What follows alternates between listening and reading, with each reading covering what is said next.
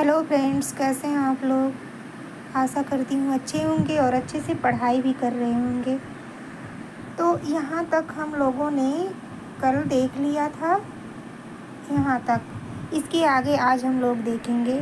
और इसके पहले की वीडियो अगर आपने नहीं देखा है तो इस चैनल के प्लेलिस्ट पर जाकर देख सकते हैं। और अगर वीडियो पसंद आए तो एक सब्सक्राइब और लाइक ज़रूर कर लीजिए। चलिए देखते हैं।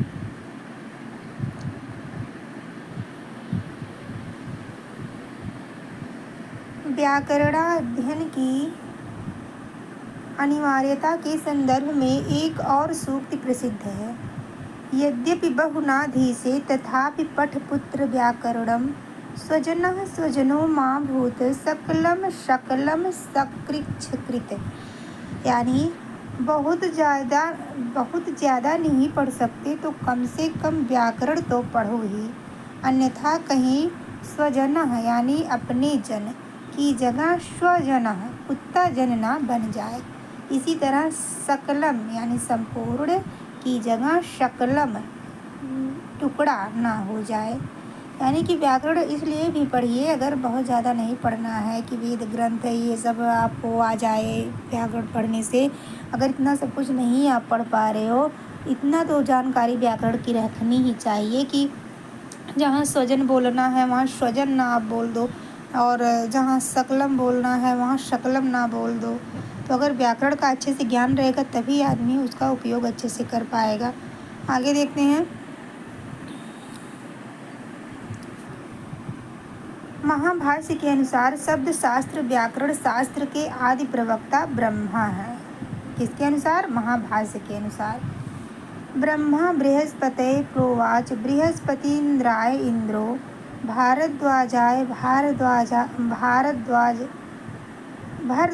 भरद्वाज ऋषिभ्यः ऋषियो ब्राह्मणेभ्यः। ये महाभाष्य में कहा गया है। संस्कृत इतिहासविद प्रायः 9 व्याकरण परंपराओं की चर्चा करते हैं। ऐन्द्रम चांद्रम काशकृत्स्नं कौमारम शाक्टायनम सारस्वतम चापिशलम शाकलम पाणिनीयकम। ये जो है सब व्याकरण हैं।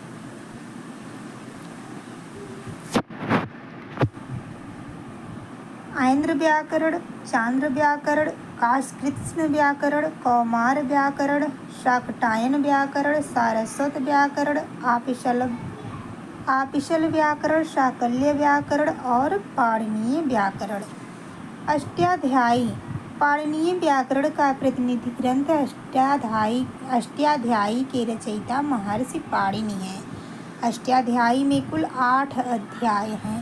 प्रत्येक अध्याय में 4-4 पाद हैं। इस प्रकार संपूर्ण अष्टाध्यायी में 8 गुणे 4 यानी 32 पाद हैं।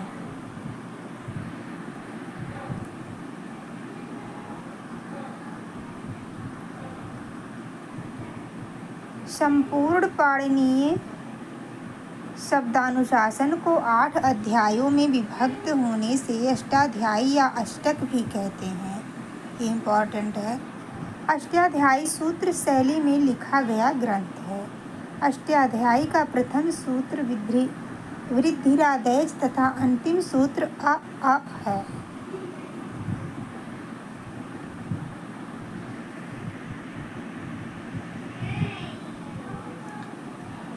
स्वर सिद्धांत चंद्रिका के अनुसार।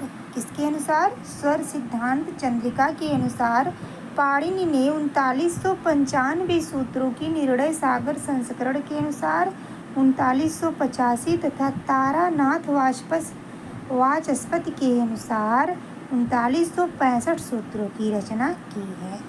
इस प्रकार अष्टाध्यायी में लगभग 4000 सूत्र हैं। यहाँ सूत्रों की संख्या में मतभेद है, क्योंकि कहीं कहीं योग विभाग करके ही सूत्र को 2 सूत्र भी माना गया है।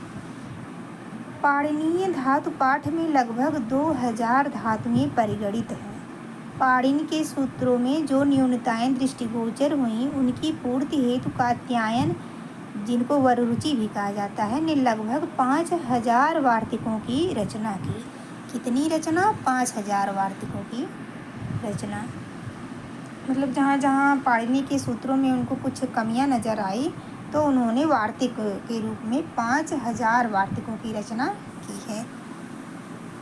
सूत्र और वार्तिकों की व्याख्या के रूप में महर्षि पतंजलि ने 84 आहनिकों में व्याकरण महाभाष्यम लिखा। 84 आहनिकों में व्याकरण महाभाष्यम लिखा। महाभाष्य के प्रथम आहनिक का नाम पश्पशाहनिक तथा उसका प्रथम वाक्य अथ शब्दानुशासनम है। उसका प्रथम वाक्य क्या है? अथ शब्दानुशासनम है। पाणिनि, कात्यायन और पतंजलि व्याकरण के मुनित्रय कहे जाते हैं। उक्तम च मुनित्रयम् नमस्कृत्य। प्रक्रिया ग्रंथों में भट्टोजी दीक्षित की रचना व्याकरण सिद्धांत कौमुदी अति प्रसिद्ध है, जिसमें पाणिनि के समस्त 4000 सूत्रों का समावेश है। और क्या है?